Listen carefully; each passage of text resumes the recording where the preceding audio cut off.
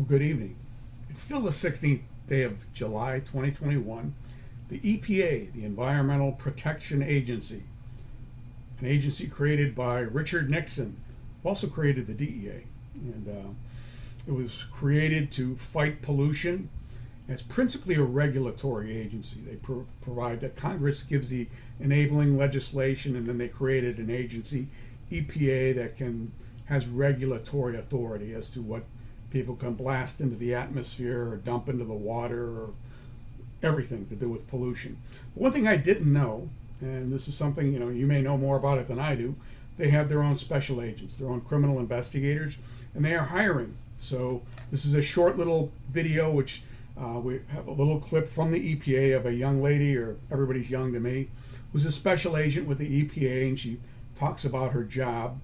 Shows them leading some poor woman out of a trailer in handcuffs, but I think that's just a training exercise. I've never heard of these people arresting anybody, to be quite honest with you, but again, my experiences are just that. So I'm going to show you this video. We'll look at the vacancy announcement, and then I'll talk a little bit about it. Andrea Abat. I'm a special agent with the Environmental Protection Agency. I was an officer in the Army. I was stationed over in Germany, and the particular unit that I was in developed and generated a lot of hazardous waste in our processes. We made maps. There were inks, there were petroleum and oil and lubricants and other things, and the German government was very serious about their environmental programs. That's kind of my first exposure, so to speak, in addressing environmental issues. And through that, once I decided, when I came back to the States, I decided I really wanted to stay in the environmental field. I went to work as an emergency response contractor, where I was answering the calls for rail car disasters or explosions at refineries down in Houston, these kinds of things. And I also started working with the Criminal Investigation Division, working with some of these agents. The opportunity came up for me to apply to become an agent way back in 1996, and in 1997 that came to fruition. I don't have a criminal justice background. I don't have a background in science. I have a background that's engineering, architecture, and construction based, really. So it's not necessary that you have a criminal justice degree. It's not necessary that you have a science or technical degree. What is necessary is that you have the motivation to protect human health and the environment. There are people that come from all different kinds of backgrounds to do this job.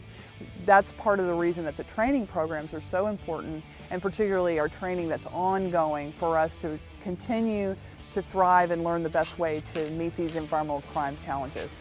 This challenge is tremendous for me.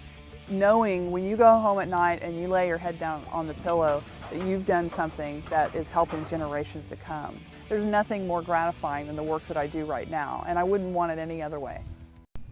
And here's the vacancy announcement. As you can see, it's a pretty standard vacancy announcement, hiring at GS7, GS9 level. They've got multiple locations that you can apply to.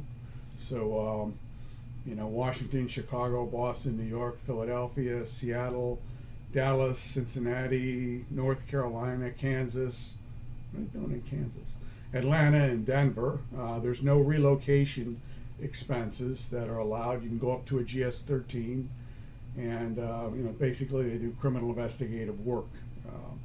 Plan, organize, conduct complex and sensitive investigations relating to criminal and civil law.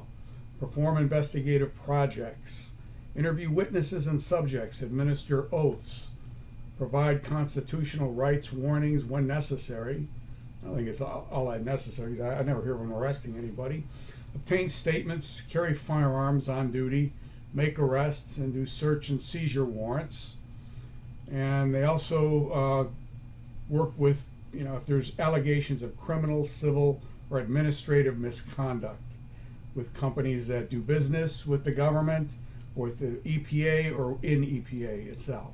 So there you have it. I mean, it's pretty straightforward. This is something you'd want to do. Maybe it's not even something you want to do ultimately, but would get your foot in the door. Go ahead and apply. But be sure to do it by the 26th of this month, because that's the cutoff date. Again, you don't need a science background. You don't need a criminal law background.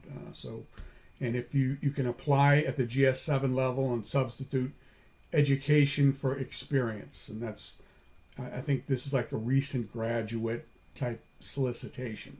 So they're looking for people who just got out of school, basically. And your training will be at Glencoe, Georgia, at the Criminal Investigator Training Program.